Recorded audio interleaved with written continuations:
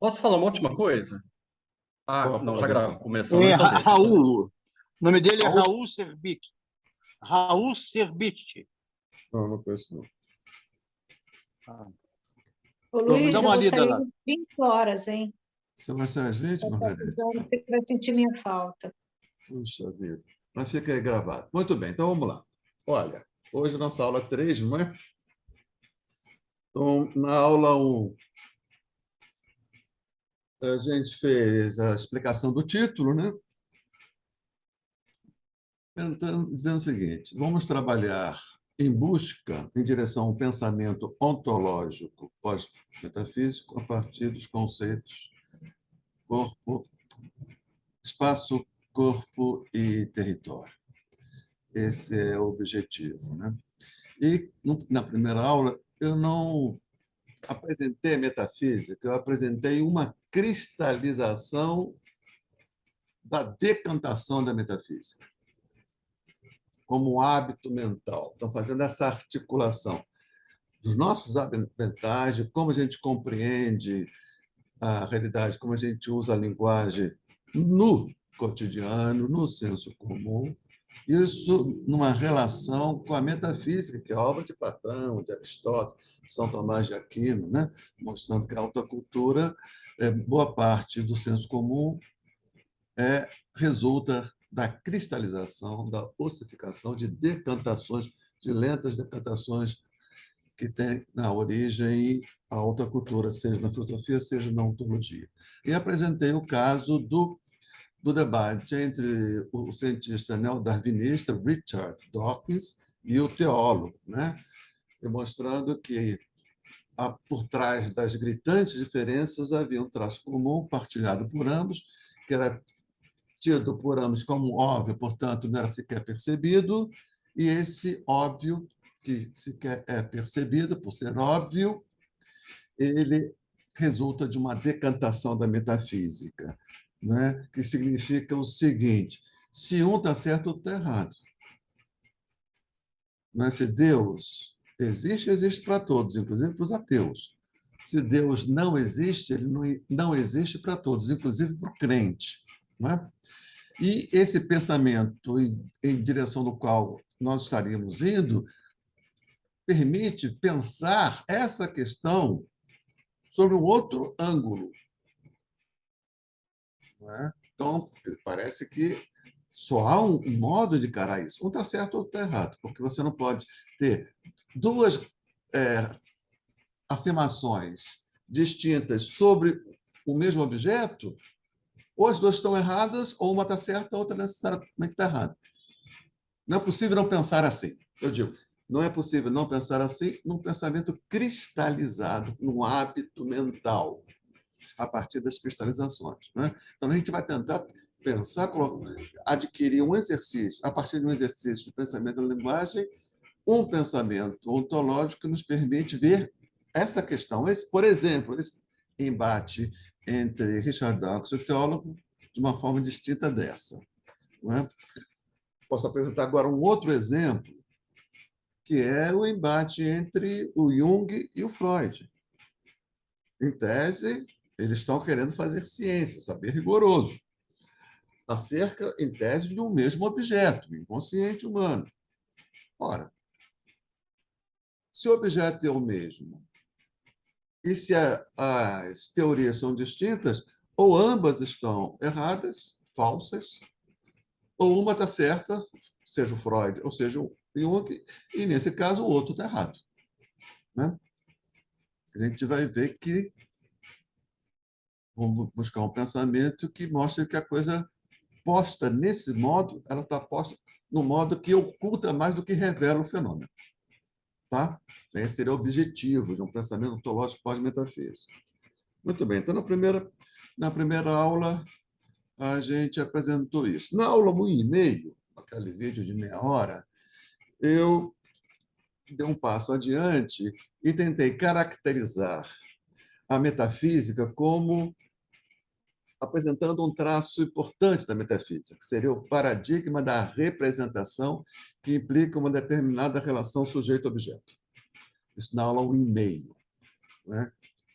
Como é que é a representação? O sujeito diante do objeto busca representar na sua consciência o objeto de modo adequado à verdade do objeto. Então, nesse paradigma da representação, o sujeito representa o objeto, a representação será melhor quanto mais objetiva for a representação. O que significa dizer isso? Quanto menos impregnação do sujeito, quanto menos o sujeito impregna o objeto daquilo que não é do objeto e é do sujeito.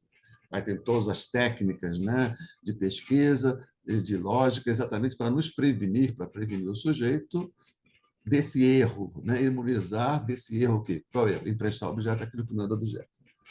Né? Então, a gente já deu um passo adiante, metafísica como o paradigma da representação, isto é, uma determinada relação sujeito-objeto. Metafísica não é só isso, evidentemente, mas é um traço dela que cabe aqui destacar, tendo em vista os objetivos que nós estamos perseguindo. Tá? Muito bem. Muito bem, então vamos lá. Isso na aula 1,5. Na aula 2, eu apresentei o Kant como um elemento de virada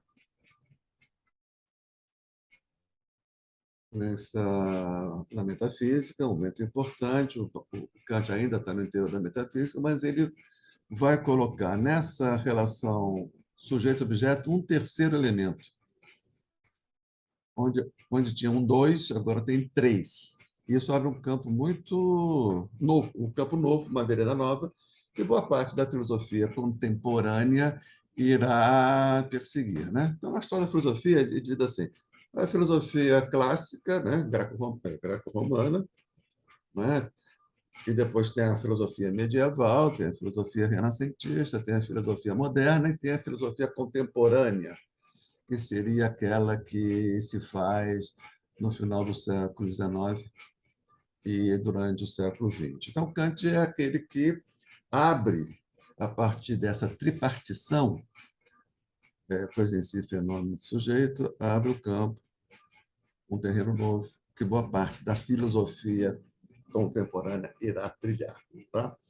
Então, assim, vamos hoje descer um pouco mais a detalhe disso e para ver se a gente consegue encerrar essa parte inicial para irmos trabalhar diretamente agora os conceitos espaço, corpo e território. Muito bem. Ô, Antônio, quando a gente chegar na parte do território, eu vou trabalhar com o Claude Rafstan. Esse cara foi estudado lá na faculdade de geografia? Você lembra? Eu vi mencionado em artigos de alguém, não, não como fonte primária, não. Não? Não lembro de ter lido Eu acho que foi um prejuízo, tá? Então você fica Mas eu atento. acho que a gente Se você puder fazer tratou, as suas talvez, pesquisas. na geografia cultural, eu O acho, livro se eu não dele, me engano. Geografia e Poder, vem muito ao encontro do que nós estamos trabalhando aqui. Território. Então, Poder, território é poder. território é poder. Então, se você puder ir adiantando alguma coisa para a gente, seria interessante, tá? Perfeito. Sem ser dever de casa, fica à vontade, tá? Não, maravilha. Então, muito bem. Então, vamos pegar o Kant. Então, por que o Kant tem essa importância, né? Porque, veja, ele, onde tinha 3, ele botou 2. Onde tinha 2, ele botou 3. Aí a gente vai ver que depois o Heidegger vai botar um quarto elemento, que é o mundo. Então, veja o seguinte. Sujeito-objeto, que representa o objeto. O Kant vai dizer o seguinte: o sujeito não representa o objeto, o sujeito representa o fenômeno. Ao dizer isso, ele diz o seguinte: quando a gente vai para as coisas vêm para a gente enquadrado no nosso modo de ir às coisas. Então, porque nós temos uma tradução humana da coisa. A coisa nela mesma, ela vai ficar sempre incógnita para o ser humano. Porque toda vez que o ser humano for para a coisa, vai traduzir a coisa ao modo humano. Então, a coisa em si escapa. A coisa em si é a frase famosa do Kant: a coisa em si resta sempre incognoscível. Então, quando eu dava aula lá no ensino médio, eu dizia o seguinte: a cor azul, amarelo, verde, ela tem realidade objetiva ou só tem realidade subjetiva? Ou seja, se os seres humanos desaparecerem, a cor continua existindo ou ela desaparece com o ser humano? O Kant diz: se o sujeito, o ser humano, desaparecer, o fenômeno desaparece. O que fica é a coisa em si. Eu digo assim: a cor, se todos os seres humanos desaparecessem por algum fenômeno, continuaria existindo azul, verde, amarelo? Claro, professor, eu digo, claro que não. A cor é um fenômeno subjetivo. A cor é o efeito que ondas numa determinada faixa ferem o meu sistema nervoso visual e esse ferimento provoca uma imagem que nós chamamos de cor. Então, o que tem fora da visão, fora de nós, são ondas. A cor é um efeito. Então, se desaparecer os seres humanos, desaparecem as cores, permanecem ondas. E o mesmo para som. Dó, ré, fá, agudo. Dó é um efeito, é um sentimento, é uma imagem subjetiva que um determinado espaço de ondas que não fere o meu sistema nervoso visual, mas fere meu sistema nervoso auditivo, provoca e nós representamos como som. Não se desaparecer os seres humanos, desaparecem as cores e desaparece o som. O que fica são ondas. E vale isso para a temperatura, para o sabor, o azedo, o doce. Entendeu? Só que, quando eu digo assim, pega aquele copo azul, e a pessoa vai lá e pega o copo azul, eu tenho a experiência imediata que aquilo não é, o azul não é uma idiosincrasia, não é uma experiência individual, porque ela é compartilhada. E funciona, porque a gente vai lá e pega o azul e não pega o verde. Então, essa experiência de que, essa sensação, essa experiência concreta, de que as coisas não são assim apenas para mim, um conjunto de coisas, muitas coisas, não são tal como são, não apenas para mim, mas é para todos, e nós vamos ao mundo mediante essa informação e funciona, as coisas são assim. Depois do Kant, não dá mais para dizer assim. A coisa é assim para o ser humano. Parece simples, né? Mas aí, como diria o outro, aí fudeu, né? Bia, minha conexão é muito estável, vou sair e entrar de novo. Tá, Bia? Vai ligar, tá? Tá. Então, veja o seguinte. Aí o Kant ele simplesmente tirou um véu que cobriu nossos olhos. Ele vai dizer mais, inclusive, o espaço. E para a gente representa o espaço como? Em 3 dimensões, não é? Esse não é exemplo dele, é meu. Ele diz assim, o Kant diz, o espaço é uma realidade subjetiva e o tempo é uma realidade subjetiva, é do sujeito, que leva essas categorias, essas estruturas a priori da sensibilidade, do entendimento, para o mundo, enquadra aquele conjunto de informações, enquadra aquilo, formata pelo aparelho psíquico humano e dá o quê? Essa representação que a gente tem do real, que não é apenas minha, que é tua também, a gente vai ao mundo e funciona, a gente diz que o mundo é assim. Então, chega a dizer, é uma coisa muito difícil de entender, que o espaço não tem realidade objetiva, é uma realidade subjetiva, o tempo também, é uma forma de organizar os dados. Caramba! Aí vamos imaginar agora a seguinte questão. Vamos pegar assim, a gente representa o espaço como 3D, não é isso? O Kant diria, não, o espaço não é 3D. Essa representação é funcional.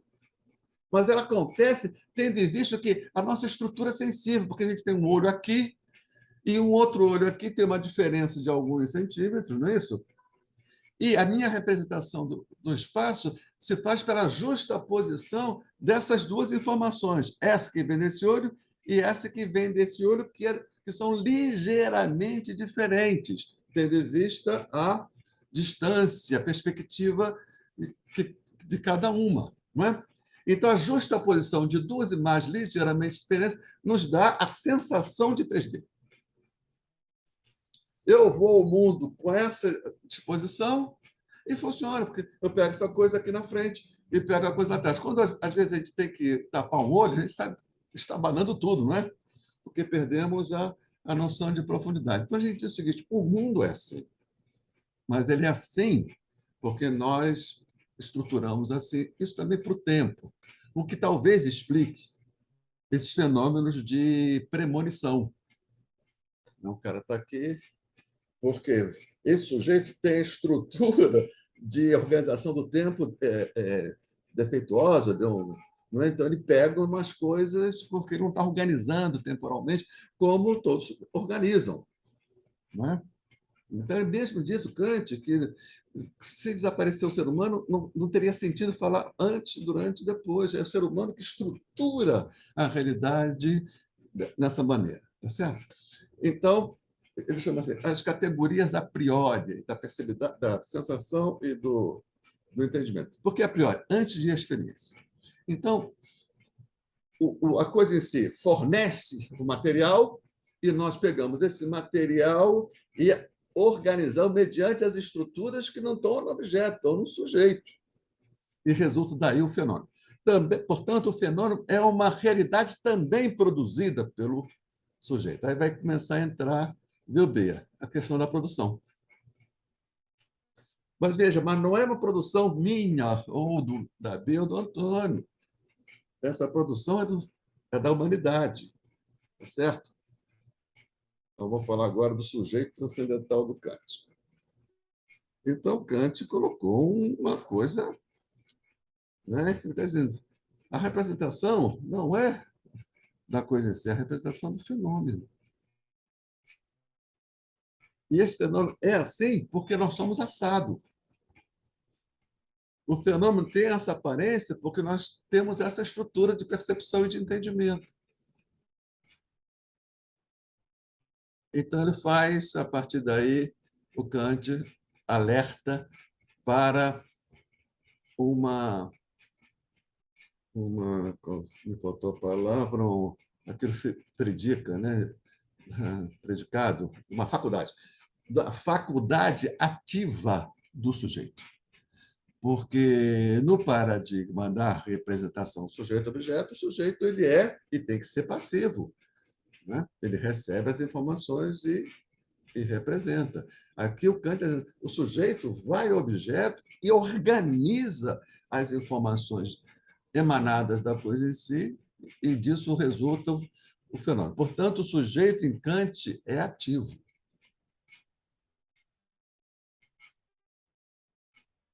Tem algo dele no fenômeno. A cor, sabor, a temperatura, a tridimensionalidade, o sentido, o valor. Isso não está na coisa em si. Está na forma de isso. E nós só vivemos porque nós temos essa capacidade de organizar essa massa, que sem essa capacidade de organização, que é do homem, do ser humano, ela ficaria dispersa, porque a gente não sabe como é que a coisa em si é nela mesma. E nunca saberemos, porque toda vez que nós formos a ela, vamos traduzir ao modo humano, e esse modo humano forma o objeto, o fenômeno. Agora, o fenômeno não é uma realização arbitrária do ser humano. Por quê? Porque é feita a partir de estruturas que são idênticas, que estão presentes de modo idêntico em todos os seres humanos. Hoje, ontem e amanhã. Se a gente isolar, então, essas estruturas da subjetividade humana, que são eternas e sempre iguais a si mesmo, ontem, hoje e amanhã, a isso Kant chama de sujeito transcendental. Que é um sujeito transhistórico. Essa estrutura de sentir e de perceber e de conceber, essas estruturas são não são históricas. Então, o fenômeno é resultado do encontro do sujeito transcendental com a coisa em si. Sujeito transcendental.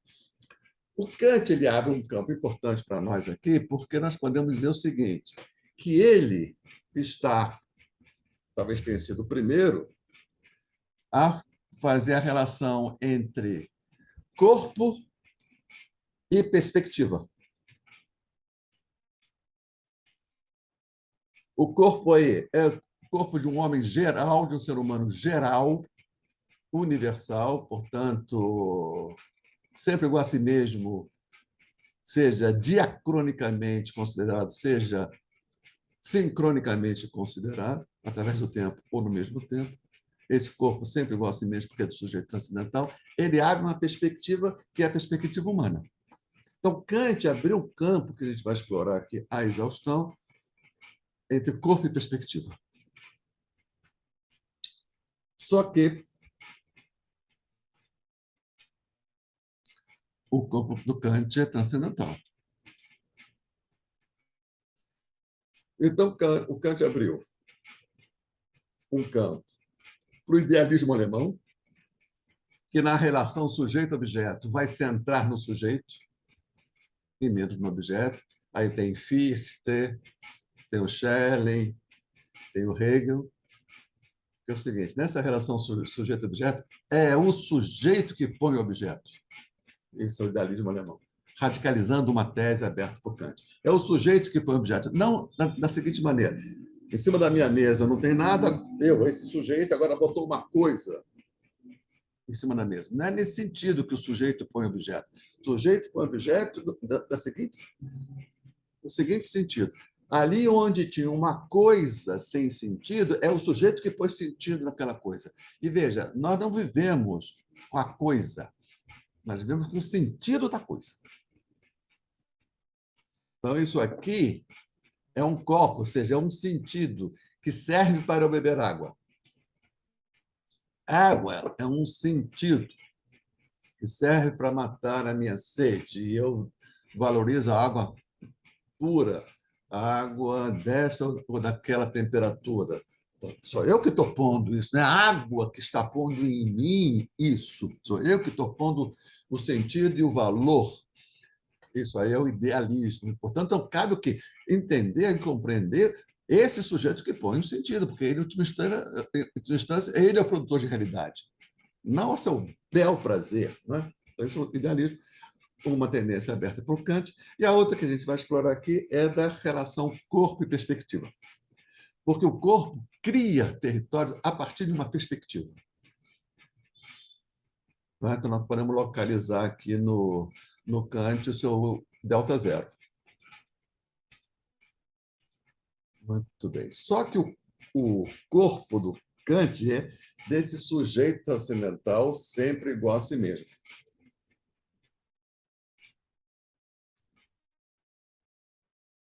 Mas abre um campo. O fenômeno são as coisas, é a coisa em si, desde a perspectiva humana. Que ela acontece porque tem essa estrutura de percepção e estrutura de organização do material recolhido pela percepção. A forma de recolher, de catalogar, de arquivar e de relacionar, essas formas já estão dadas no sujeito transcendental. A gente não adquiriu na experiência. Porque se a gente tivesse adquirido na experiência, a minha forma de perceber seria diferente da sua. Sabe por quê? Porque a minha experiência é diferente da sua.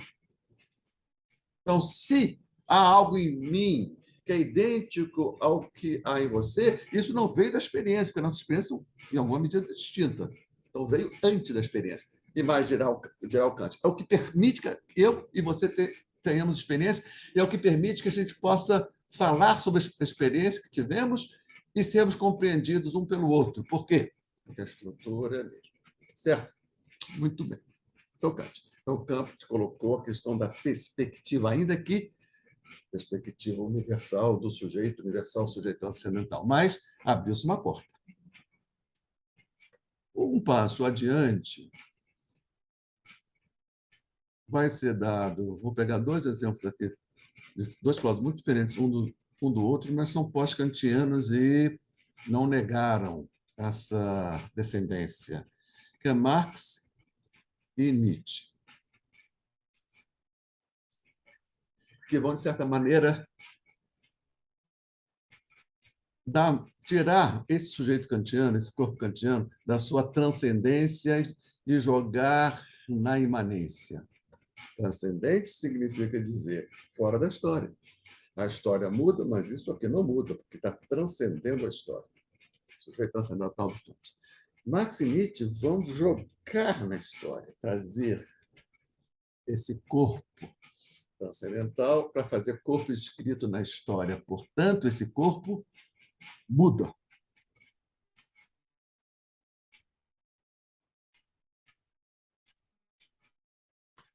O Kant, o sujeito transcendental, não tem história. Porque a história é o registro da mudança. Se não muda, não tem história. O Freud é muito kantiano, viu? E o Lacan também.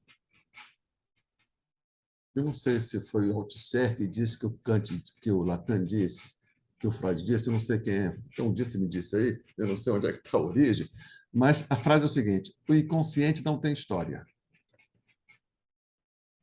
Muita coisa que o Lacan disse, ele dizia, não, esse foi o Freud que disse. Você vai procurar no Freud, não é bem assim, né? Mas o Lacan nunca reivindicou os Freuds para si, né? Sempre para Freud. Então, dizer assim, que o inconsciente humano não tem história, está dizendo o seguinte: isso que o Freud descreve como a estrutura do inconsciente sempre foi assim, é e será. Portanto, é o inconsciente transcendental. O inconsciente não tem história, nesse sentido, porque não tem mudança. Né? Muito bem. O pensamento de Marx e Nietzsche, né? Porque eles são todos... Quer falar alguma coisa, Antônio?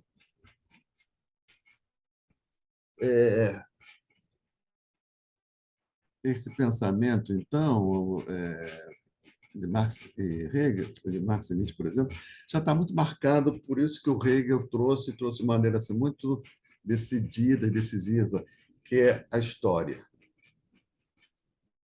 Então, esse pensamento que vai se consolidando a partir de Hegel, a esse pensamento repugna toda a ideia de transcendência.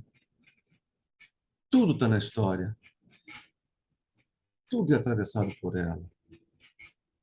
Nada há fora da história. Então, seria assim, uma visão de mundo mais grega do que cristã, porque na Grécia, como é que é contado mitologicamente a origem do mundo? É um caos. No início é o caos, não é o vazio, como é no relato judaico-cristão. É o caos. O que é caos em grego? O sem forma, não é o vazio, é o informe, que desde dentro vai, mas é um informe ávido de forma, em alguma medida grávido de forma, desde dentro. É uma autogestão, mas chama autopoesis.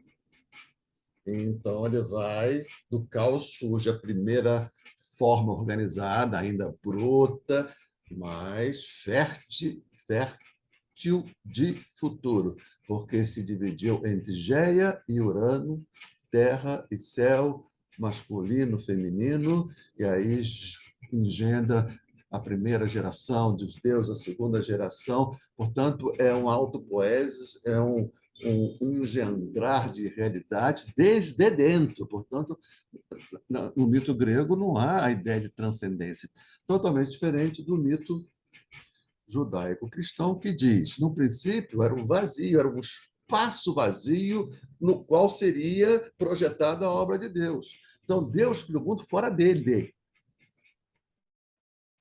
Não é? Porque, inclusive, ele observa a sua obra desde fora. Ele fala assim no final do dia, né? Encerrado o expediente, então, dá uma cervejinha, ele olha para a obra feita e viu que era boa. De fora.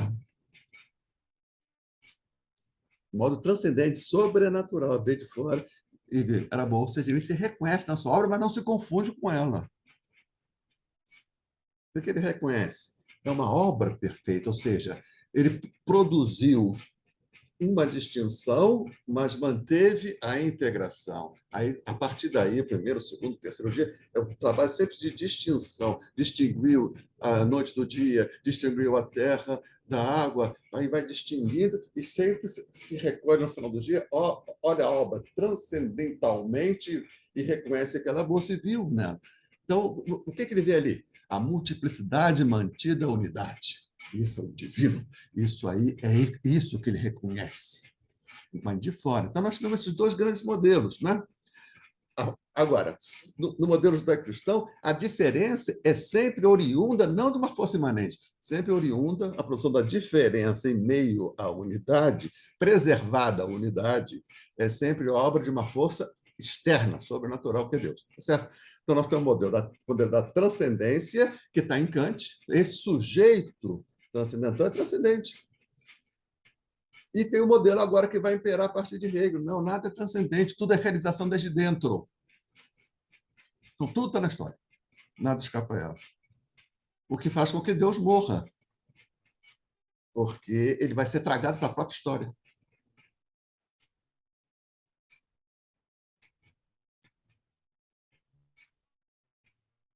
Muito bem. Então, o que nós temos aqui?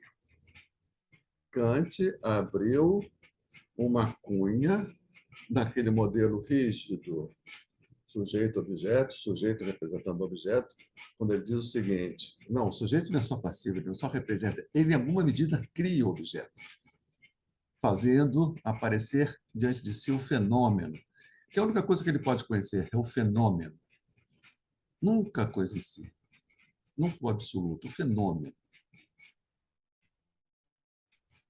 E esse fenômeno se apresenta assim porque nós somos assado. Não é? Então, está o papel do sujeito ativo, em alguma medida, só que esse sujeito, o Kant é transcendental, ele é sempre igual a si mesmo, mas ele abriu um campo para se colocar as coisas da seguinte forma: um corpo e uma perspectiva. O corpo é o sujeito transcendental e a perspectiva é a perspectiva humana, que percebe o quê? Não coisa em si, fenômenos, e atua no interior dos fenômenos, e atua como comunidade, porque o sujeito transcendental está em todos os seres humanos, portanto, é possível estabelecer uma comunidade. Porque quando eu falo azul, todo mundo sabe o que é isso. Muito bem. Só que a história vai se impondo, o fenômeno da história, o conceito da história, a experiência da história vai se impondo. Sabe por quê?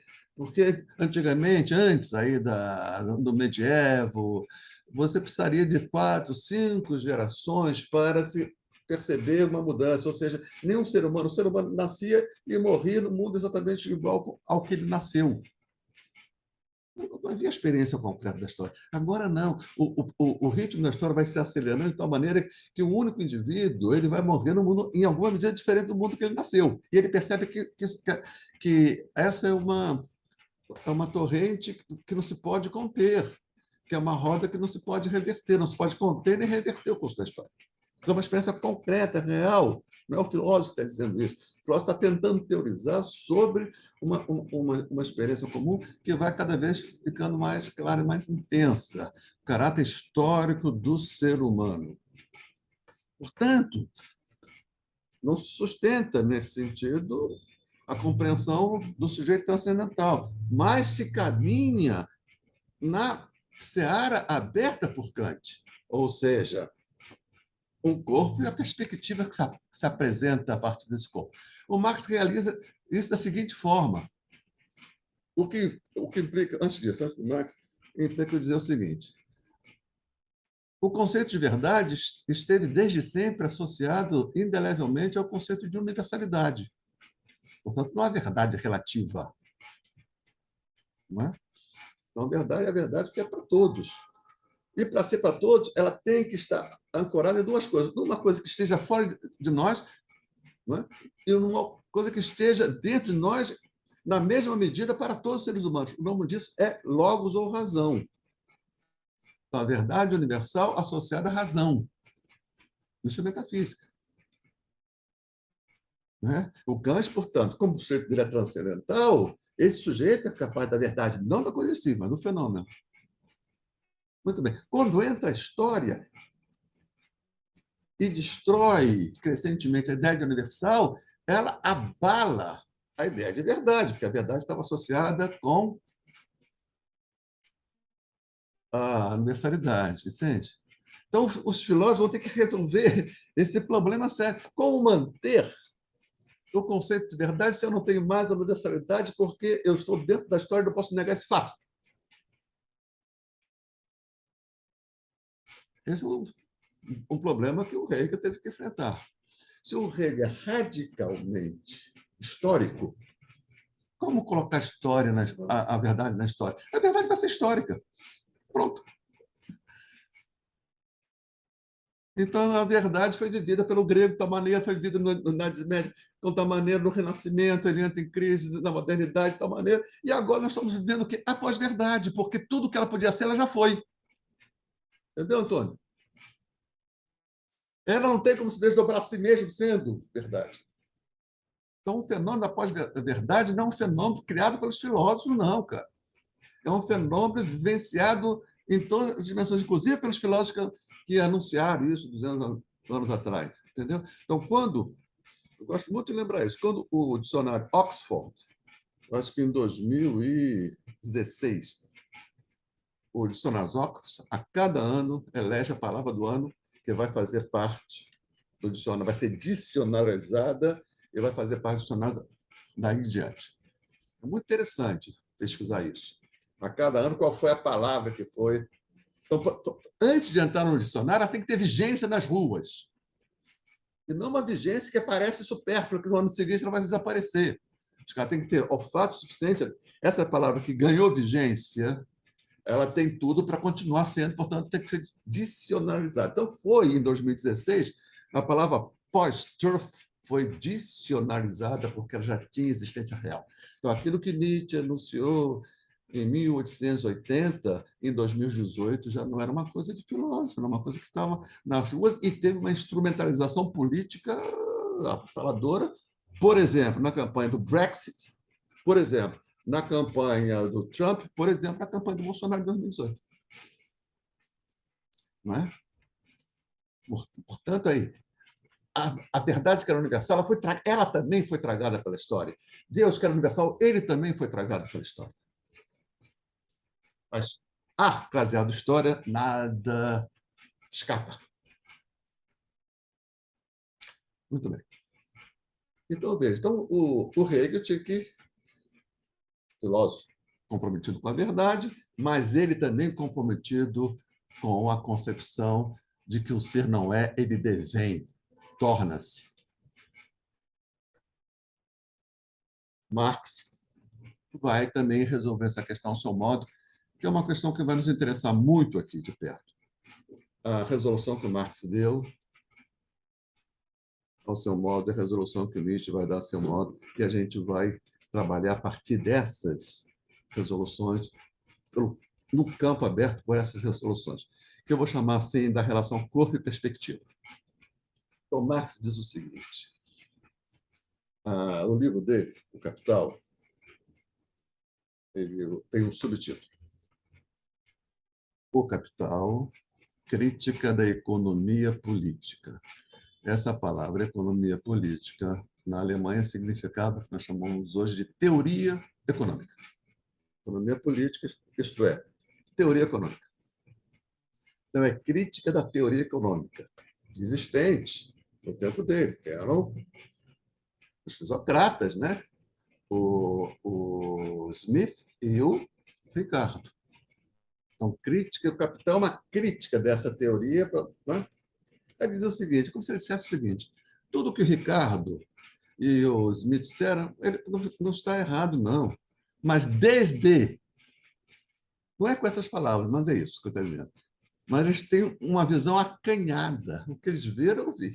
Mas só que eu vi mais do que eles viram, porque eu estou num lugar, minhas palavras, num corpo situado numa situação de maior envergadura, portanto, eu pude ver tudo que eles viram e incorporei na minha teoria, mas eu vi mais do que eles viram porque eles têm uma limitação de classe. Então, portanto, o corpo do Smith e o corpo do Ricardo, por ser um corpo burguês, não poderiam ver o capitalismo na sua envergadura, numa tal envergadura que deixa o capitalismo no seu dinamismo.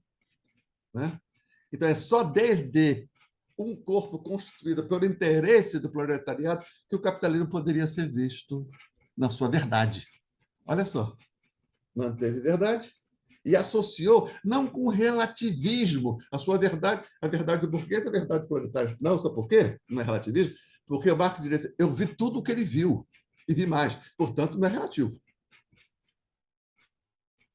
Seria relativo se um estivesse vendo só uma coisa e o outro vendo só outra coisa. Aí seria relativismo. Mas se um conjunto A contém o conjunto B, o conjunto é superior ao conjunto B.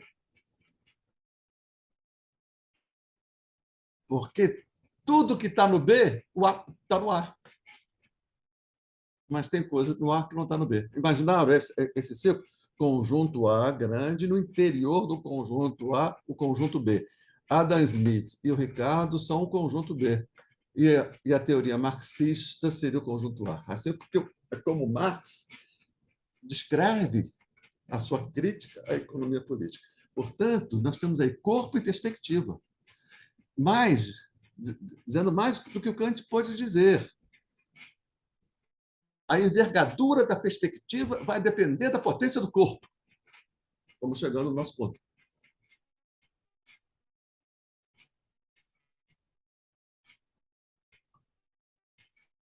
Muito bem. Pode repetir essa frase? A última frase, da potência do corpo. Então, muito bem. Então, vou tentar recompor. Deixa eu primeiro dar aqui as boas-vindas a Aline. Aline. Olá, professor. Tudo bom? Cadê você? Oi, Aline. Tudo Je vais bem? dessiner sur le sable ce doux visage que me sourit et j'écris Aline. Porque ela revendo. Aline, seja bem-vinda, que esse aqui seja um campo que possibilite bons encontros, porque essa é a proposta, tá? Obrigada, professor. Fique à vontade. Olha, a aula começa sempre às 19 horas, viu? Eu vi, hoje eu me perdi, foi o primeiro dia. Mas Tá eu falei, não vou, eu já perdi 1 hora, mas não quero deixar de participar. Aline, você está falando de onde? Carueri, São Paulo. Carueri, São Paulo. Tá. Fica perto de alguma coisa assim que tem um nome um pouco mais internacional do que Carueri? Alphaville. Alphaville é Grande São Paulo, né? Alphaville É não é um o lugar. mais... Alphaville é onde tem os condomínios de gente Alphaville é rica? o mais... Exatamente, é o mais alto do fundo do posto onde eu estou. Mais alto do fundo do poço, tá legal. Muito bem, então seja bem-vinda, Aline. Vamos lá, então voltando aqui, Antônio. Aline, só uma questão. Você tem formação assim, universitária, essas coisas, só para eu saber de onde você vem? Eu sou formada em comunicação, professor, em jornalismo, mas me formei lá em 2004, sempre me interessei muito por filosofia, e aí no último ano eu descobri a esquizoanálise como esquizoanálise clínica, né? Esquizoanálise? Foi isso que você falou? Esquizoanálise? Isso, Fugante? exato. Fugante Também, eu faço... A gente vai falar. encontrar, vamos tentar fazer um encontro com Deleuze e com Guattari aqui, tá? Vai ser um dos Legal, elementos, tá bom. apesar de eu não ter muita intimidade, mas é bom a gente nos conhecer mesmo sem intimidade. Então, muito bem, aqui, voltando, Antônio. A frase que eu falei foi o seguinte: a envergadura da perspectiva, se é maior ou se é menor, a envergadura do alcance, a envergadura do alcance da perspectiva depende da potência do corpo. Antes, como é que era visto? Atenção, isso é importante, no meu trabalho. O alcance do olhar, da compreensão, dependia do bom uso da razão. Esse é o paradigma metafísico. Então, nós estamos colocando de outra forma. O que o Marx falou assim? A questão não é de razão só.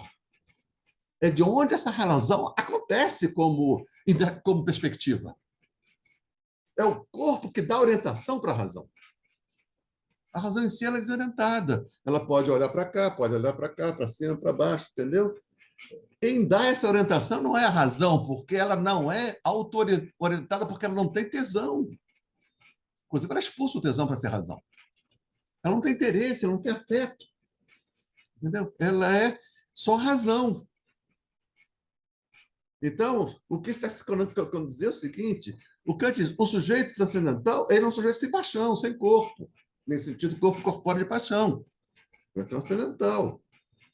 Mas a história, quando traz tudo para a Terra, ela faz com que a razão encontre corpo. A gente vai ver isso quando a gente está tratando de Spinoza. Entende, Antônio? Então, eu estou dizendo assim, esse lugar onde Marx está assim, é constituído não só por razão, é por razão e por um interesse, por um lugar, por uma orientação, por uma perspectiva. A classe operária e o seu interesse revolucionário. Entende? Encarnou. E diz, mas toda razão está encarnada, toda. A do Schmitt e do Ricardo está encarnada num corpo burguês. Essas são as minhas palavras. Num corpo burguês. Por isso, eles veem muita coisa, mas não veem tudo. Porque há um limite de classe que impede de ver, por exemplo, o caráter histórico do capitalismo, o caráter destrutivo do capitalismo. Por quê? Porque o corpo está acanhado pela paixão burguesa.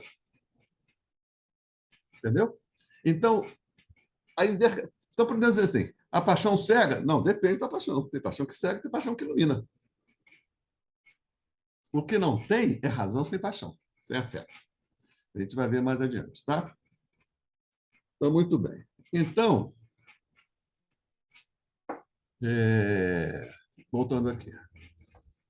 O que nós tínhamos na tradição metafísica do Ocidente, é importante notar o seguinte, eu costumo dizer o seguinte, a metafísica é a índole mais profunda da civilização ocidental.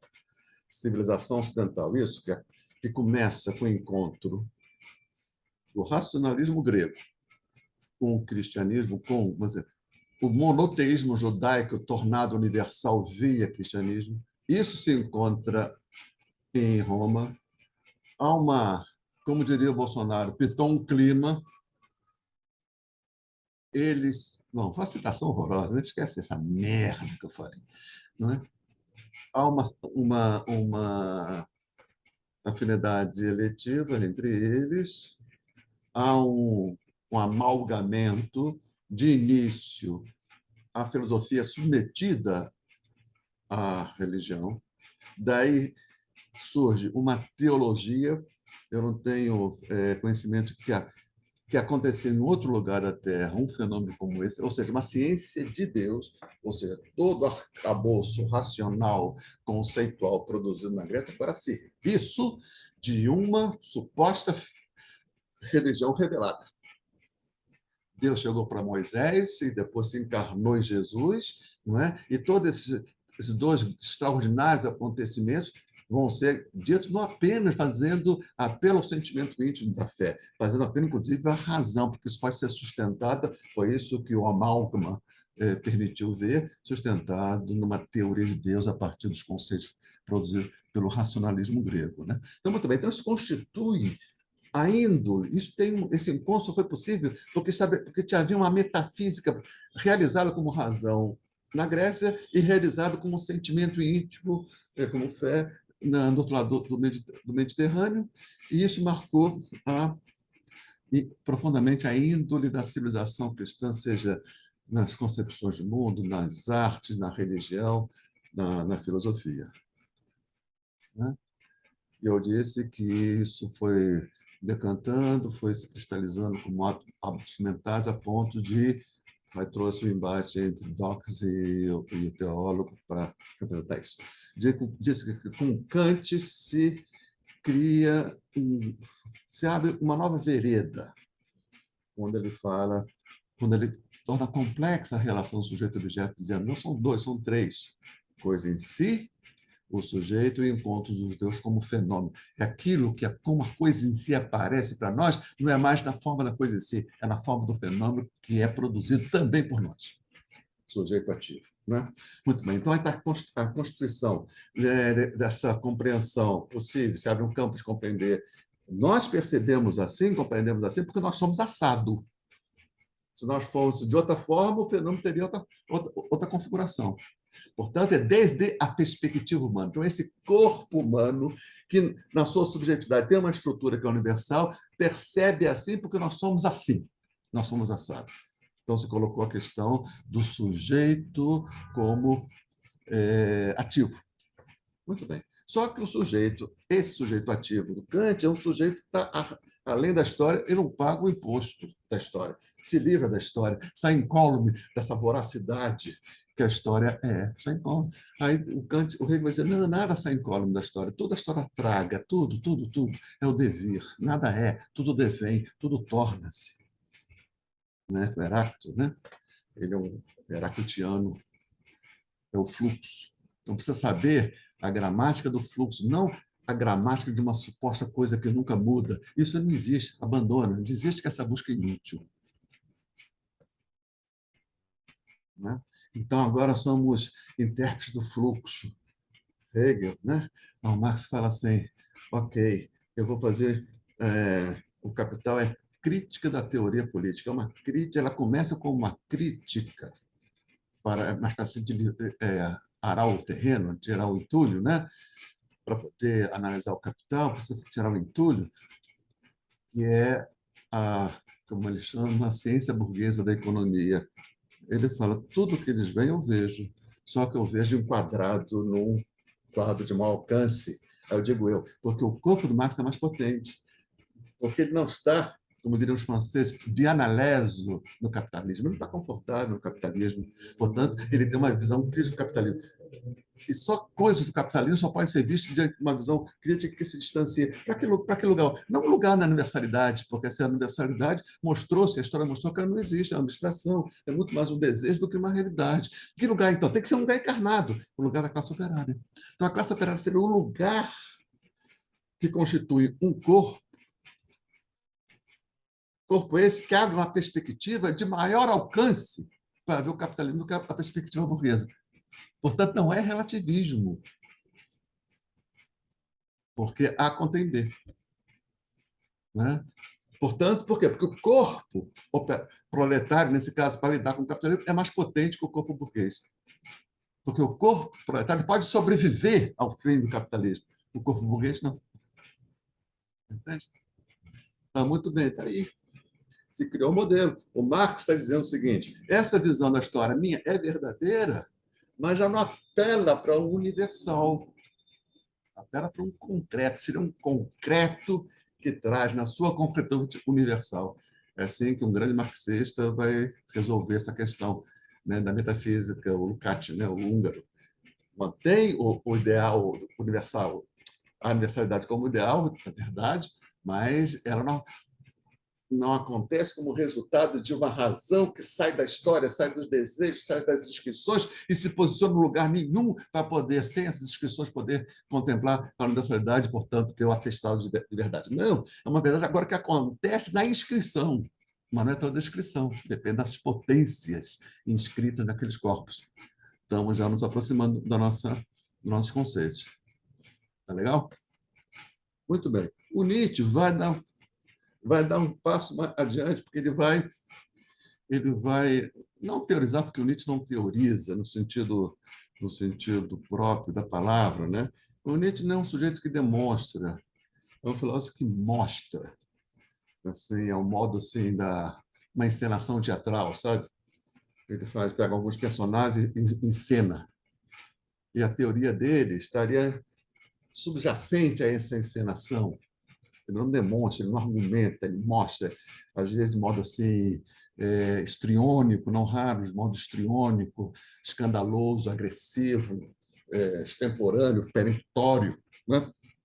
Mas ele é o que trabalhou, pelo menos os intérpretes conseguiram extrair daquelas peremptoriedades, daquelas histrionismos, conseguiram destilar dali uma teoria um pouco mais fria, menos eloquente nesse sentido, menos dramática. E nessa teoria extraída ali, meio que a fórceps, estaria uma teoria sobre o perspectivismo. Né? Então, quando a gente fala perspectivismo, a gente naturalmente, necessariamente, automaticamente associa a Nietzsche. Só que, em Nietzsche, a perspectiva corpo, ela vai deixar de ser como em Marx, que é o corpo social, o corpo da articulação da luta de classes, E Nietzsche ela vai ter uma tendência individualista, perspectiva a partir dos indivíduos, né? Sobretudo dos gênios, sobretudo dos artistas que descortinam, a partir desse corpo individual, dimensões do real que sem este corpo não veriam a fala. Então, vou dizer assim, que o Nietzsche ele segue na relação que se estabelece recentemente entre corpo e perspectiva, mas de um ponto de vista universal, mas está aberto o campo. Né? Muito bem. O terceiro elemento que eu quero trazer para essa última aula de introdução é o Heidegger. Né? Sempre mediante esse esquema que eu montei, paradigma da representação, isso é a relação sujeito-objeto. O Kant pegou essa relação de dois, colocou três, né? Coisa em si, fenômeno e sujeito. O Heidegger, nós trabalhamos isso quando trabalhamos o curso da Ser e Tempo. Quem tiver interesse, me pede que eu passo as aulas. Acho que foram mais de 40 aulas sobre Ser e Tempo. Quem tiver tempo, né? Não é preciso ver tudo de uma vez só, né? Então, é o seguinte, tem uma questão seguinte, olha, quando a gente vê na tradição metafísica, sujeito-objeto é como se isso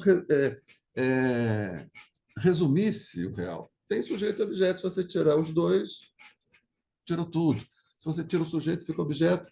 Se você tirar objeto, o sujeito vai morrer de inanição, né? Mas seriam duas coisas distintas que, de certa maneira, estariam se encontrando no vazio. O Heidegger diz o seguinte, eles não se encontram no vazio, eles se encontram no mundo, porque nós somos ser no mundo. Vou tentar explicar isso para fechar um pouco. Para fechar hoje, Aline, deixa só para você assim, eu sempre recomendo que entre uma aula e outra, a aula do dia seja vista pelo menos 2 vezes, porque tudo isso que eu estou falando não é que seja difícil, é de lenta assimilação. Não é? Então, 2, 3 vezes, sabe? E vai, assim, no convívio que essas coisas vão adquirindo sentido, como conhecer uma pessoa. A gente conhece uma pessoa não mediante uma informação que um amigo nos deu acerca dessa pessoa. Então, não se conhece filosofia mediante uma informação da Wikipédia, de um dicionário ou de um manual de filosofia. Isso é informação. Se conhece pelo convívio. E o convívio, de certa maneira, pela metabolização, pelo enfrentamento, tem que dormir com essas questões para procriar com ela, para se engravidar dela, entende? Tem que ter esse nível de intimidade. Isso é lento. 1, 2, 3. Então, senão, vai entrar para uma vida, a gente vai achar legal, pô, adorei a aula. No dia seguinte saiu tudo, quase tudo. Fica uma memória muito residual, entendeu? Então, ela tem que acontecer. Isso só acontece como no convívio, né? Então, eu digo o seguinte, lembra na escola que a gente aprendia? Tinha 2 tipos de fenômeno físico e fenômeno químico, lembra disso? Eu lembrei, eu sempre fiquei muito impressionado com isso, e depois eu fui usar na filosofia. Fenômeno físico é que você esquenta um ferro, uma barra de ferro, ele vai ter uma modificação, né? Pela dilatação, uma vez esfriado, ele volta à sua configuração anterior sem trazer nenhuma marca daquele fenômeno que aconteceu com ele. Ele só vibrou durante a ocorrência do calor. Esse é o fenômeno físico. Há um outro fenômeno, você pega uma barra, agora não de ferro, e de madeira, você empresta o mesmo calor que você empregou na barra, aquilo vai acontecer um fenômeno químico, de tal maneira que a barra de madeira nunca mais consegue adquirir o status quo ante. Então, a filosofia, enquanto que a filosofia tem que ser um fenômeno químico. Se a gente não insistir, vai ser um fenômeno físico. Foi legal, adorei, achei maravilhoso, você sabe, super legal, 1000 coisas, mas depois se perde, porque estão transformando, não deixar que isso se perca como fenômeno físico, fazer com que seja um fenômeno químico, para isso só com o convívio. Então, eu recomendo... Vou fritar esse ovo. Já estou fritando esse ovo aqui no meu cérebro. Tem que fritar. Então, que só no convívio, e da segunda vez vai ficar mais, na terceira, na quarta já começa, na quinta já começa. Isso que eu chamo de introdução à filosofia, entrar neste mundo. Nós já estamos nesse mundo, só que de maneira não tematizada, não conceitual, não consciente. Nós estamos no mundo. O mundo da filosofia, nós estamos dentro dele, mas cegos. E essa luz advém só com o convívio, com a repetição. Eu repito muito, porque é assim que é o método. Tá certo? Então, muito bem. Agora eu vou falar do Heidegger, não é? Que a gente vê essa representação sujeito-objeto e não vê que eles acontecem já numa coisa que aconteceu para acontecer sujeito-objeto, já aconteceu o mundo. Portanto, esse sujeito é da forma como ele é, porque aconteceu o mundo que o pôs dessa forma. Esse objeto é tal para esse sujeito porque aconteceu uma coisa anterior que é mundo. Então, é no interior do mundo que esse sujeito se constitui como tal, e esse objeto como tal, e esse mundo tem história. Então, o Heidegger coloca também um terceiro elemento, como o Kant colocou, que é o mundo, sujeitos para... Porque esse sujeito é assim, porque o Heidegger vai dizer, há uma história da sensibilidade, a gente percebe assim, mas não percebia assim de outra forma.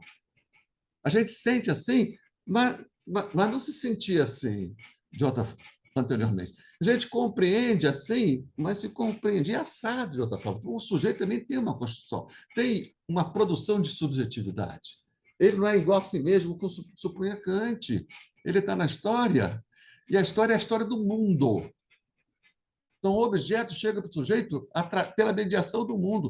O sujeito vai ao objeto pela mediação do mundo. E isso também vai estar presente na nossa investigação. Eu vou parar aqui, vou tratar de um mundo do Heidegger na próxima aula, na quarta, espero que seja a última, para não ficar muito pesado, muita matéria, maior do que a nossa capacidade de assimilação. Aí não adianta nada. Então, eu vou botar aqui, aula 4, mundo em Heidegger. Tá? A gente vai fazer aquela recapitulação de praxe, né? E mundo em Heidegger, na aula 5, a gente começa com espaço. E vamos, para isso, trabalhar com Kierkegaard e Deleuze e Guattari. Com vocês.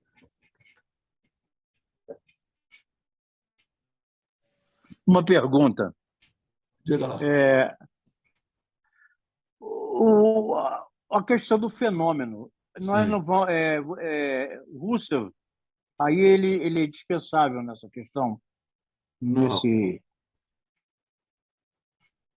vai aparecer assim lateralmente. Husserl, a questão do... Vai nos interessar aqui o seguinte, eu vou... Ele toma essa terminologia do Kant, do fenômeno. Né? Eu vou ao fenômeno. O Augusto Cardoso, o Casanova traduziu como capa de preconceitos. Preconceito seria melhor a gente falar assim, de preconcepções. Lembra aquele exemplo que eu dei lá em Porto Alegre? Eu estava Bia, Fórum Mundial 2012, era um grupo grande, todo mundo tirava foto, mas quem tirava foto ficava fora da foto, porque não havia pau de selfie naquela época. Aí, para eu resolver esse problema, peguei a câmera e fui entregar na mão assim, de um passante, um porto-alegrense, por suposto, provavelmente, e disse assim, você poderia tirar uma foto do grupo já colocando a máquina na mão dele? Ele disse assim, não. Aquilo surpreendeu a todos, foi uma gargalhada. Não é? Porque eu fui a ele supondo. Eu tinha um suposto que eu percebi que era meu e do grupo, mas não era dele. Então, o Russo está chamando a atenção, quer chamar a atenção na fenomenologia, para que a gente leve em consideração esse conjunto de supostos que estão em qualquer uma das nossas ações, em qualquer uma das nossas falas. Se eu saio da minha casa e abro a porta, é porque eu estou supondo, e tenho razões para supor, que atrás da porta tem um corredor. Isso é um suposto. Se eu me dirijo a uma pessoa na rua, eu estou supondo que ela entende a minha língua, que eu vou emitir um som que vai fazer sentido não só para mim, mas também para essa pessoa a quem eu dirijo, e que ela vai aceitar isso, eu dirigir a palavra a ela mesma, não a conhecendo, como algo razoável. Isso tudo é suposto. Essa suposição vem do mundo, não vem do sujeito e do objeto, porque esses sujeitos e objetos já acontecem nessa suposição, por isso que eles são tal e quais. Então, a fenomenologia do Russell chama a atenção, não só isso, mas também, sobretudo, para esse conjunto de pressupostos que estão operando. Porque, veja, esses pressupostos são decisivos para a ação, mas eles nunca aparecem. Foi o que eu chamei lá na primeira aula de óbvio. Então, aquilo, em última instância, esse óbvio também é o sujeito da minha ação. Não sou só eu o sujeito da minha ação, esse é óbvio. Que me permitiu, que me disse, pode fazer isso, porque isso tem sentido, e isso aí vai dar o resultado que você pretende. Esse óbvio também é o sujeito da minha ação. Está agindo como eu, porque eu só agi assim, porque eu tenho esse suposto. Portanto, ele é integrante da minha ação. Portanto, ele também é sujeito, mas um sujeito oculto. Entende? Então, a fenomenologia ela é importantíssima, porque nos chamou a atenção para esse fato, né? Que alguns chamam dessa toda ação humana, portanto, está um conjunto de pressupostos que não são visíveis na ação, mas são aquelas que possibilitam a ação. Claro que a concepção de mundo do Heidegger vai derivar diretamente daí, né? Eu tenho assim um exemplo para isso, da fenomenologia do Russell, que é aquela não é fábula porque não tem animal, né? Aquela história do menino, o rei está nu, não é? Não é aquela história? Mas o rei queria fazer um manto novo, tinha lá um espertalhão que, né, começou a fazer um manto, só que não havia manto nenhum, mas o rei, um pouco estulto, diante da ação tão convincente do artesão, do costureiro, né? Ele ficava com medo de confessar sua estultice, porque não estava vendo nada, né?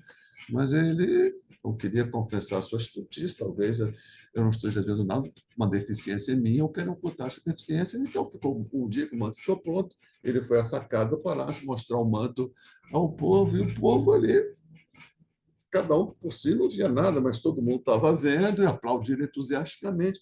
Mas tinha uma criança que disse assim, não, o rei está nu. Essa criança é o fenomenólogo. Por quê?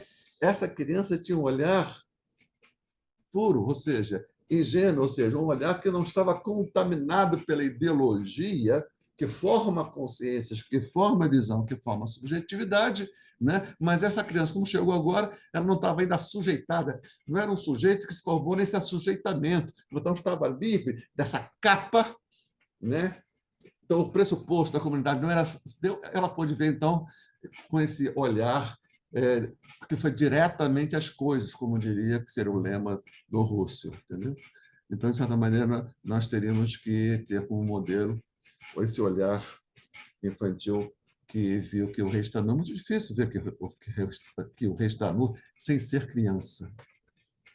Sendo criança morre. Uma vez perguntaram assim para o Picasso, Picasso, você desenha como criança? Ele falou, sim, eu desenho como criança, mas eu não sou criança. Desenhar como criança sendo criança morre. Melhorou alguma coisa, Orlindo?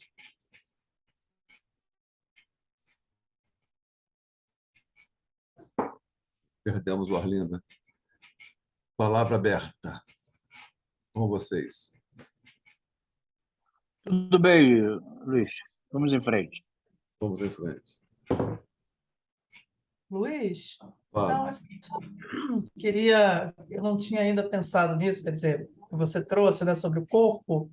Então, o corpo seria assim, o conceito para pensar na imanência, né, em oposição à transcendência que vigorava então, até então, né?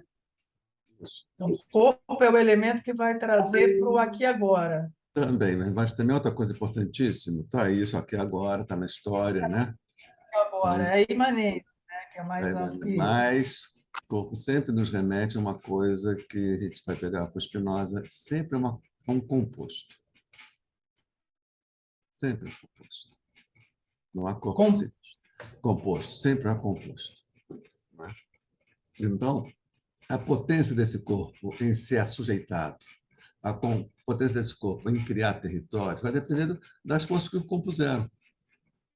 A gente vai estudar, fazer um caso, já falei isso, né? Vamos estudar o corpo bolsonarista, do que ele é composto. quais são as paixões que compõem, entende? Então, o corpo sempre então, remete a isso que você está dizendo, a imanência, mas remete também, na mesma medida, à ideia de composição. Né? Aqui o que nós estamos fazendo? Uma composição de corpos.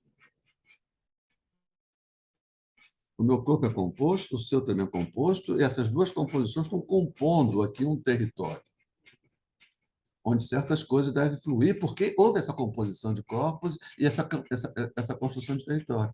Senão, não fluía essas coisas. Essas linhas de fuga, essas passagens de vida. Tá? Então, a gente vai ver sempre, quando a gente fala assim, o corpo é o pensador, que é uma coisa interessantíssima, né? O pessoal fala isso, fala uma frase, a gente vai pegar o texto. Para o Platão, e aí que isso é um modelo de inteligibilidade do real, quanto menos corporificação na razão, melhor, porque o corpo que me traz da imanência, me traz da minha sexualidade, na minha questão política. Então, preciso tirar isso tudo para ficar só a universalidade transcendente como condição de contemplar e a universidade produzir uma representação verdadeira. Quando Nietzsche diz assim, o corpo é pensador, não, sempre, não é que ele ouvia, não é uma proposta. Ele está dizendo o seguinte, sempre esteve e sempre estará encharcada de alguma coisa que não é ela. Não é?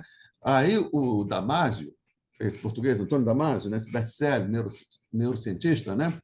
Ele tem um livro... Vocês conhecem Damasio, né? Pelo menos de nome, né? Antônio Damasio é um best-seller português. Ou não, ninguém conhece? É importante correr atrás. Antônio Damasio, é um best-seller. É, Né? sim. Né? Antônio Damasio. Margarete, que se amarra numa autoajuda, conhece o Antônio Damasio. Conheço. Então, de Antônio bom. Damasio, ele tem um livro assim, Spinoza tem razão. Tem razão em relação a Descartes, porque Descartes estava no modelo, né? Vamos desapaixonar a razão para a razão funcionar legal. O Spinoza vai dizer, não tem razão sem afeto. Né? Então, as pesquisas neurocientíficas, segundo Damasio, teriam dado razão a Spinoza contra Descartes, que é a trilha que nós estamos seguindo aqui. Então, quando se fala corpo, é uma composição de mente e afeto. Também, mas não só. Entendeu, Bia? Então, Ele deu uma entrevista para o Bial recentemente, não foi? Eu O acho que Antônio tem um Damasio? mês, É? tem uns 2 meses, um mês, alguma coisa, falando da política no Brasil, falando Da de política. fascismo. Geralmente, esse pessoal de fora, o Boaventura, eles falam tanta bobagem, né, cara? Que eu não dou muita ouvida. Nós que estamos aqui dentro, porra, entendeu? O cara vem lá de fora dizer que. Fala assim, ô Damasio, não fode, não para usar um termo técnico, né? Quem mais? Fala, Antônio. O Welt não, o mundo, para Heidegger, o conceito que ele usa é Welt? É o mundo mesmo, planeta, mundo. Não é um outro conceito de realidade, qualquer coisa, é Welt. Não é físico, não. A natureza vem para nós no mundo. Mundo é unidade. Ele usa a palavra Welt, né? Welt, né? Dasein Welt, ser no mundo, né? Welt, mas no sentido aí não físico. Mundo. A gente vai trabalhar isso lá com Yuxka. Não, mas eu já adianto alguma coisa.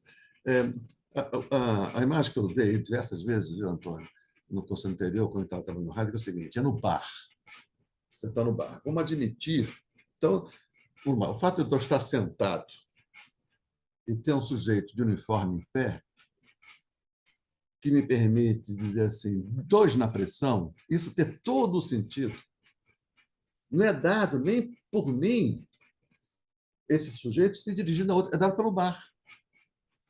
Porque se eu, esse mesmo sujeito, sentado, um sujeito de uniforme em pé, num ônibus, eu chegasse assim, 2 na pressão, não teria o menor sentido.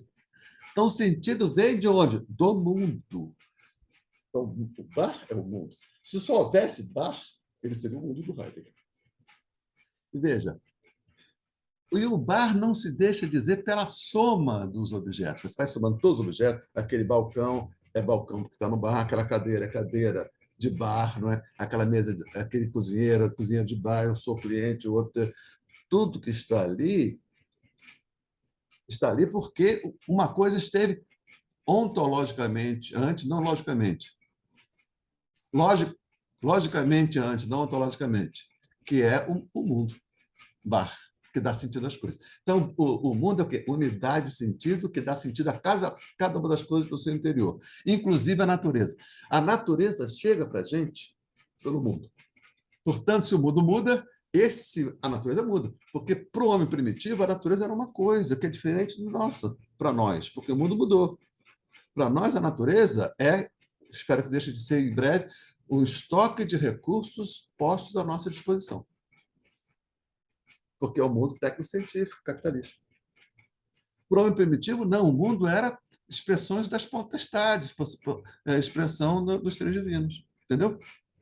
O mundo sempre chega no interior do mundo. A nossa relação com a natureza não é natural, ela é mediada pelo mundo.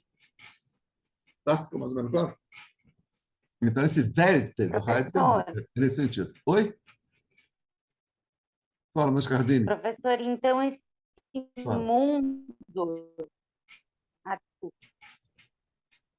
Pode falar, Pode falar, Aline. professor? Estou ouvindo, pode falar, Aline. Então, esse bar, né, esse mundo, no caso do exemplo do bar, né, o mundo, então seria é a mesma coisa que dizer que é um território? Seria o território? Não, o Tem território... relação Não, esse não, não. conceito de mundo com o conceito de território? Não, não. O conceito de território é mais territorializado, é mais definido nas suas fronteiras. Território supõe fronteira. Entendeu? O mundo não tem fronteira, território tem.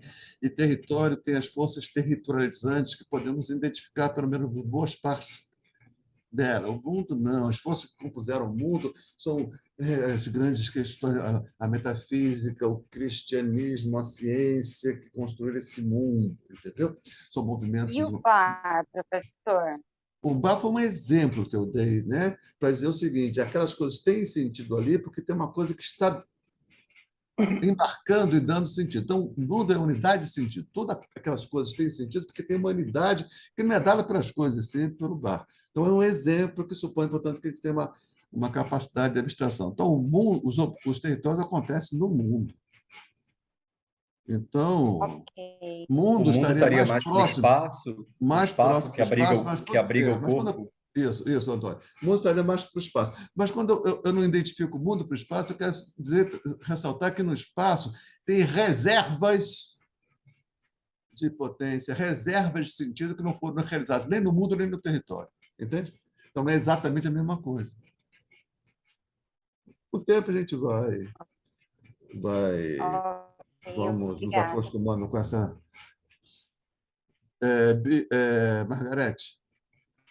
Eu estava pensando nessa questão do mundo, dessa visão do mundo que opera no Ocidente, né?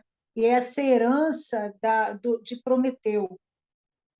Estava tentando fazer um elo com isso, por conta até daquele livro do Rui, aquele filósofo que eu te falei, que é novo, e que você não lê, sobre que ele fala, que ele explica justamente sobre isso, sobre a técnica, a utilização, a visão do mundo e a técnica para cada mundo. Então, assim, a nossa visão, que não é nossa, né? Nós até herdamos isso, mas assim, colocando o que seria, né, o Ocidente, né, que seria a Europa, né, esses países europeus, não é isso? E a gente teria uma outra visão do mundo, que não essa prometeica. Será que isso é uma verdade? Será que a gente pode concluir isso? Olha, eu Quer dizer, que coloco... se cada um tem uma visão do mundo... Não, os franceses, eles não usam o termo globalização, eles usam o termo mundialização. Acho que é a única língua que usa o termo mundialização ao invés de globalização. Quando a gente fala assim, nós somos eurocêntricos, né? Mesmo porque a gente não pode pensar diferentemente. Nós estamos aqui. Quando eu falo o Ocidente, é aquilo que surge na Europa e se expande junto com a expansão do capitalismo, né? Portanto, as Américas, né? E uma parte boa da África, as religiões islâmicas não estariam nesse ambiente ocidental, né? Eu acho que é possível falar em Ocidente, mas eu acho que deve-se falar em Orientes. Se pode falar em Ocidente, mas não se pode falar em Oriente, porque China, Japão, parte da África, a África subsaariana, sobre a influência do Islã, não formam um todo. Agora, de certa maneira, a cultura da Europa e a cultura das Américas formam um todo. A crise da metafísica, a crise da modernidade, é um conceito europeu e americano, não é? Claro que Entendi. tem sempre as suas diferenças. Aqui nós temos uma a influência indígena e a influência africana, né? Mas que são influências que, de certa maneira, são submetidas ao padrão dominante, que é o padrão dominante cristão e racional europeu, né? Portanto, E com essa visão de mundo que eu te falei, prometeica, ou seja, há um roubo ou isso, há um roubo do fogo e é dado pelo ser humano. Em um certo sentido, é como se concedesse todo o poder de explorar a natureza a seu bel é, prazer. Há quase que um corte de comunicação com os deuses, né? isso. Fica. Você É, pode dizer, então, que a gente está sobre essa. uma das características do nosso mundo é exatamente esse ímpeto prometeico. A gente tentou, falando para o Antônio e para a Aline, que estão chegando agora, a gente tinha um curso, que eu desativei agora umas 2 semanas, aos sábados, onde a gente nos dedicávamos a ler, assim, linha por linha, o teatro grego, né? Lemos algumas peças, talvez a gente recupere isso no ano que vem.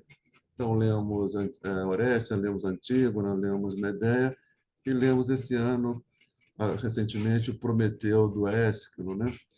E fazendo ênfase, uma comparação entre Édipo, o rei, e Prometeu, né? Prometeu, aquele que se insurgiu contra os deuses, atribuindo aqueles animais, né, muito encantadores, um atributo que até então era atributo dos deuses, que era o fogo da inteligência, o fogo do engenho, o fogo de produzir realidades que agora não são realidades submetidas à lógica da natureza, muitas das realidades contra a natureza. Quando a gente faz quando a gente faz um dique, nós estamos contendo a natureza, não é? Tendo em vista a obtenção de certos interesses. Então, muitas das nossas construções são antinaturais, nesse sentido que impõe à natureza certas coisas que contrariam a lei da gravidade. Agora, a gente precisa conhecer a natureza para nos impor a ela, né? Então, esse negócio da imposição à natureza, não sermos seres naturais que o tempo todo estão sob a mesma égide, né, da natureza, essa ruptura, né?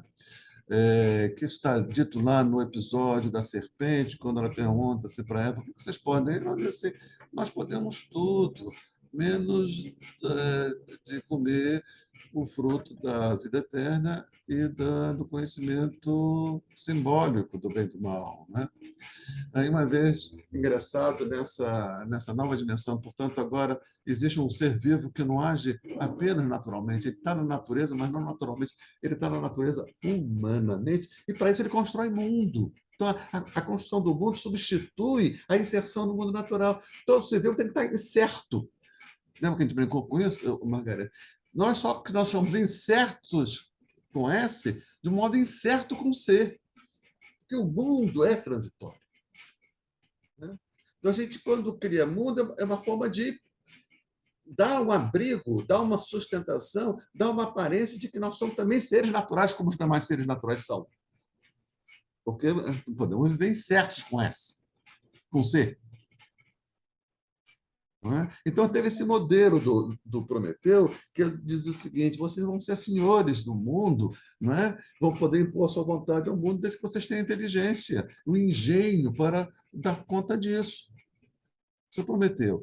Édipo tentou levar a cabo esse programa, né, radicalizando, dizendo assim: o destino não me comanda, eu posso desfazer o meu destino, porque eu sou filho de Prometeu, só que ele se fudeu, para usar um termo técnico, né?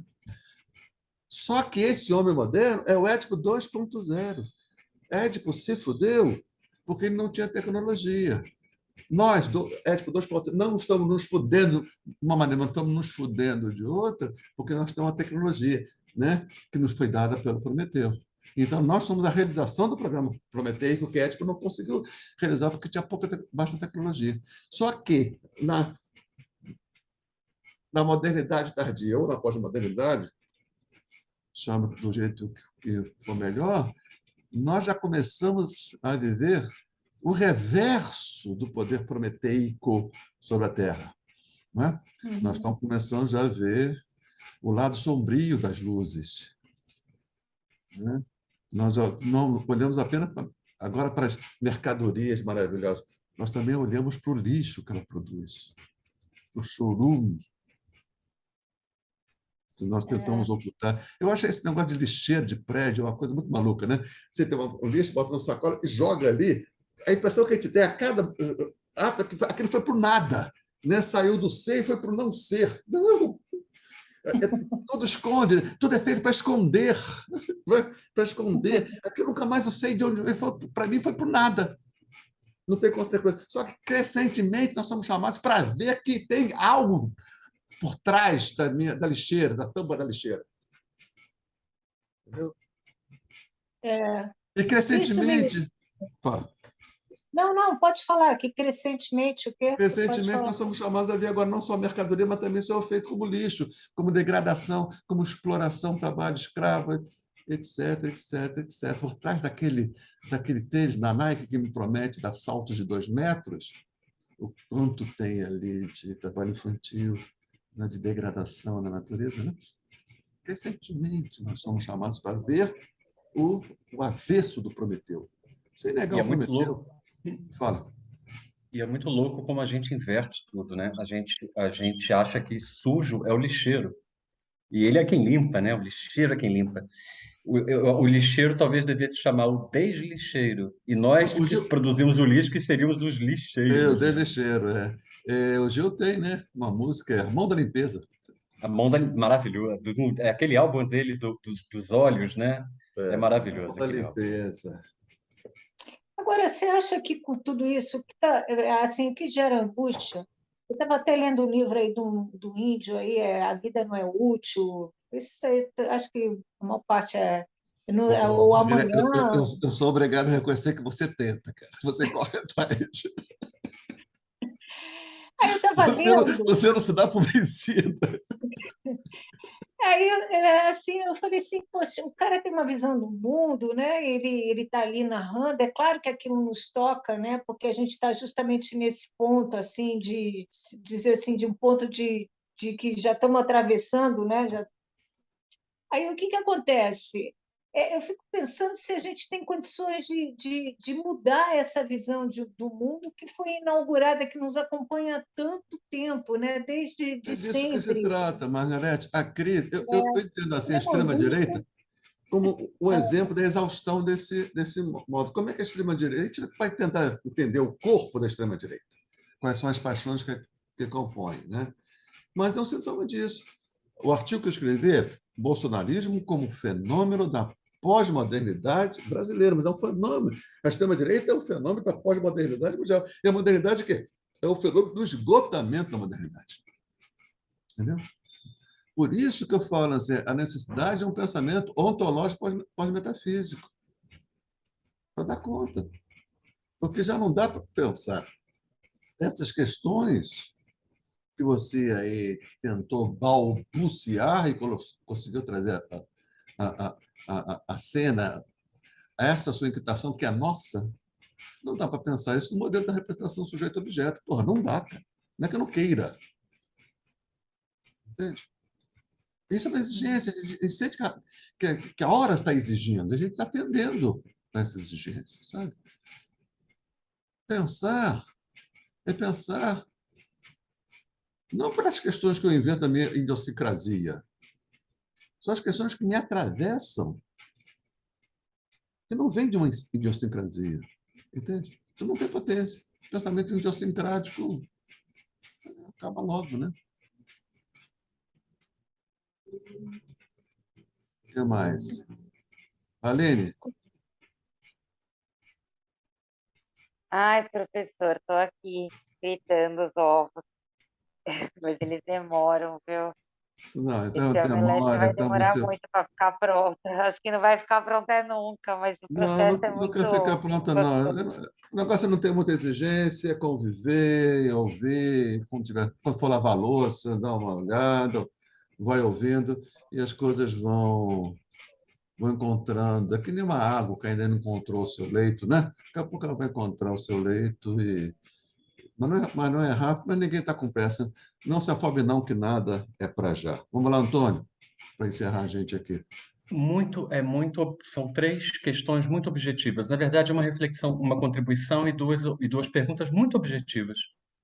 A contribuição é quando você falou do corpo, que Marx então traz essa questão da perspectiva, Marx e Nietzsche traz a perspectiva do sujeito, e você comentou que Marx então teria um corpo, eu não vou lembrar a frase agora, com mais potência para enxergar coisas que a experiência burguesa não daria, né? Só uma contribuição, então, Milton Santos, ele fala muito, assisti umas 5 palestras dele pessoalmente, e ele batia muito nessa tecla. Ele repetia umas frases que a gente ficava meio assim, ele falava muito, o pobre vê o mundo, a experiência da escassez é que te faz enxergar o objeto de verdade. É só na experiência da escassez que você vê o mundo. E aí ele falava muito da história, porque na época estava a questão Tricard, Guattari, Deleuze, trazendo toda a pós-modernidade, e o Milton Santos, um dos grandes reconhecimentos dele vem do fato dele ir além da pós-modernidade e trazer de novo a modernidade para o pensamento filosófico, enfim, estou viajando aqui. Mas o Milton Santos ele falava muito do homem lento. Não sei se é Tricard, tinha alguém que falava muito da velocidade, associava a pós-modernidade, David Harvey também associava a pós-modernidade à velocidade. E o Milton Santos dizia que o homem lento é que vê o mundo. O homem que se desloca nos carros e o homem a pé veria o mundo, o homem na bolha do automóvel não enxergaria o mundo. Eu acho vai nessa linha, né? A experiência da escassez que te faz enxergar. Essa seria a contribuição. As duas perguntas são: Antes disso, Antônio, deixa eu falar um pouquinho sobre isso aí que você trouxe como contribuição. Eu diria que também se vê na velocidade o que só na velocidade se vê. Eu também acho, eu também acho, eu também acho. O que se vê. Nesse ponto eu seria relativista, mais relativista que Não, exatamente. porque a gente pode integrar, aí não seríamos relativistas, entendeu? Tá. Tá? Relativista no sentido que você colocou aquela. E tem certas coisas que só na baixa velocidade se vê. Né? Exatamente. Mas seria observação, segue aí. Eu também acho. Bom, lembrando, uma coisa muito importante, ele falava que o intelectual tem que ser pobre. Ele falava isso, ele batia na mesa. O Milton tinha umas opiniões fortes, uma Então, eu coisa estou assim. bem com isso, nesse quesito. Ele falava, o intelectual deixa de ver o mundo quando ele enriquece. O intelectual não precisa de ser. Ele era totalmente contrário a essa coisa de que o intelectual precisaria. Ele acha que não. Acho que o intelectual tinha que ter um modo mais austero. As duas perguntas são muito objetivas, quase metodológicas, assim. Você falou muito assim, nessas 3 aulas de cristalização, quer dizer, principalmente nas 2 primeiras, usou muito as categorias, não sei se é conceito, categoria, cristalização e decantação. São categorias filosóficas ou é uma terminologia que Não, do eu seu estou. sistema? Aqui, Se eu né? entrar num dicionário de filosofia, eu vou encontrar essas Não, não vai. categorias de Não, decantação e cristalização, não? não vai encontrar. Então, são coisas nossas aqui que podemos chamar de categorias mais do que conceito. Corpo, espaço e território seriam Território, conceitos. Né? perfeito. Cristalização e decantação seriam categorias porque estão mais próximos do uso mesmo que a gente faz no senso comum. Né? Perfeito. Em alguma para frente, eu acho que a gente podia voltar um pouquinho essa questão, para principalmente eu e a Aline, quem está chegando, a gente entender um pouquinho essa diferença da decantação para a cristalização. E a pergunta, só que eu acho que essa pergunta vai ficar para a próxima aula, é que realmente, assim, eu sempre entendi, você traz a transcendência, você falou de Deus como um elemento externo, a transcendência como se precisasse de um algo externo. E eu sempre entendi a transcendência, talvez muito pela experiência dos anos, década e meia na Venezuela, dentro da Venezuela. Em espanhol, eles usam muito transcendência como algo de dentro para fora, no sentido de uma notícia transcendeu. Quando a notícia transcendeu em espanhol, é que a notícia Também é repercutiu. usado aqui.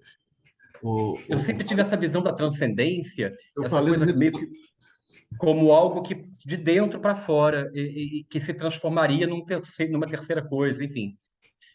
Aí eu acho que a gente podia, eu senti um pouquinho de carência para entender Eu vou melhor falar um essa pouquinho ideia de sobre isso transcendência. e, ao longo do tempo, quando tiver a questão, você sempre traz para a gente ir repassando. Tá. O problema é o seguinte: o Wittgenstein é um sujeito interessante, cara.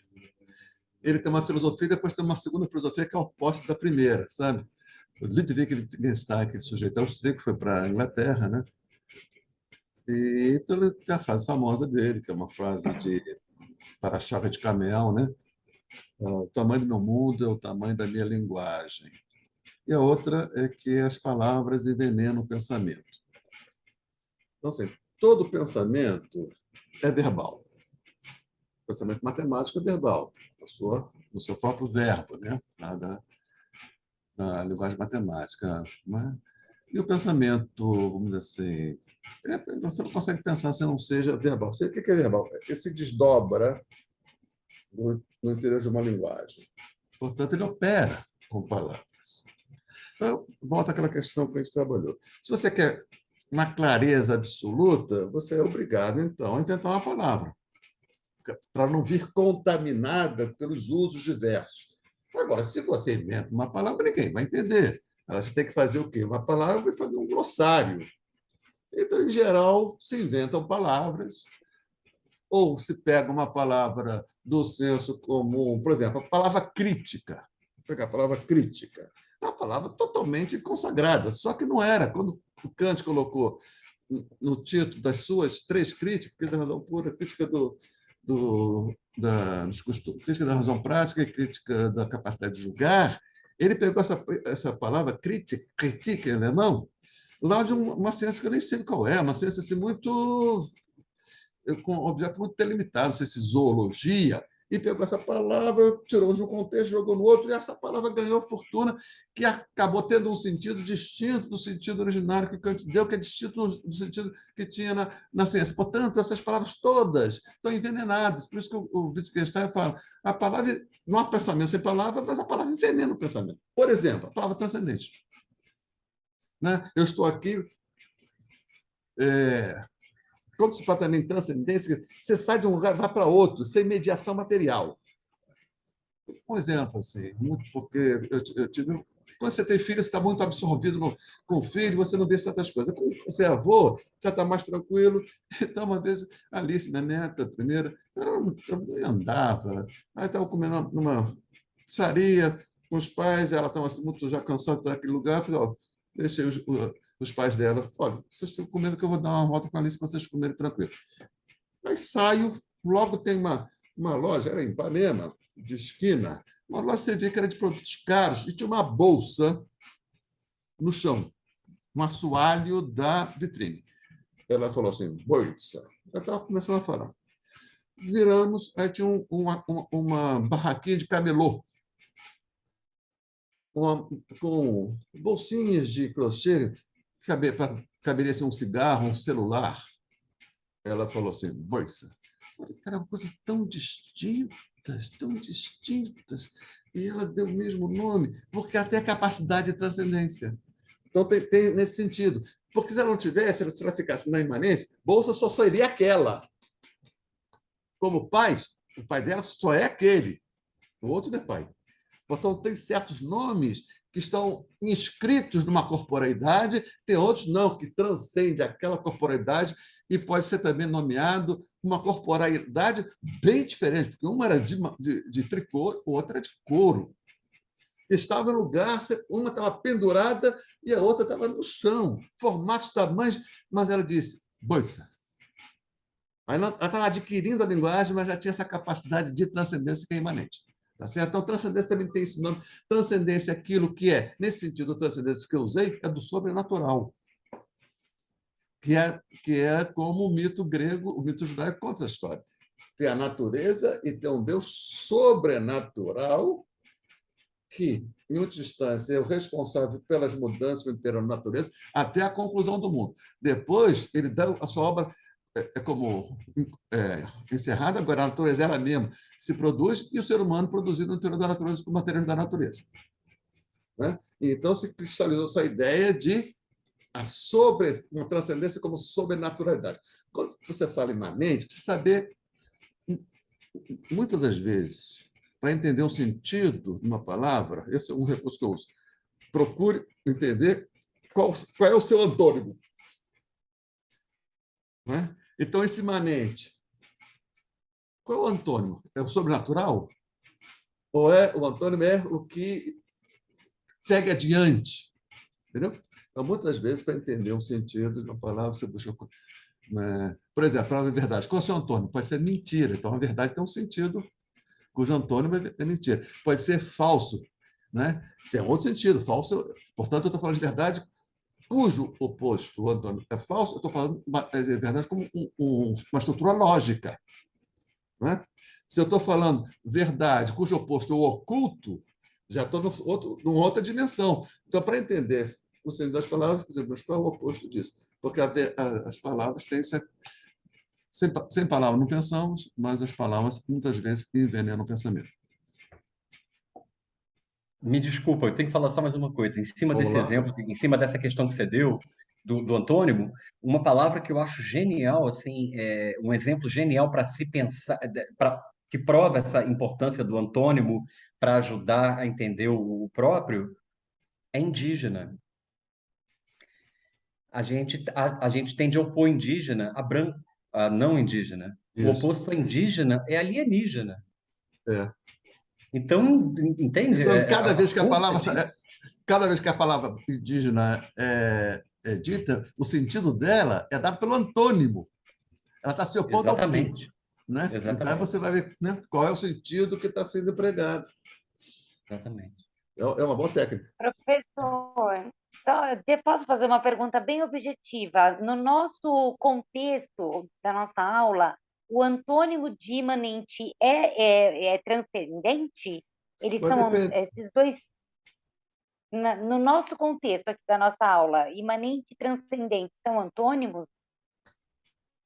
Vai depender, querida, caso a caso, entendeu? Quando eu falei assim, que a dinâmica da criação do mundo, no mito grego, essa dinâmica é imanente, está dentro do mundo. Eu disse, no mito judaico-cristão, a dinâmica do mundo, o mundo não muda de per si, e sim pela ação divina. Então, é transcendente. Transcendente é o quê? A natureza. Transcendente é o physis, porque está fora dele. Então, nesse sentido, vamos saber sempre qual é o antônimo para saber do que nós estamos tratando. Então, não pode pegar uma palavra imanente e congelar o sentido dela. Esse é o problema. Nós temos que ter essa sensibilidade, essa maturidade que só adquire com o tempo para saber em cada circunstância qual é o sentido. Uma boa técnica é saber qual é o antônimo disso.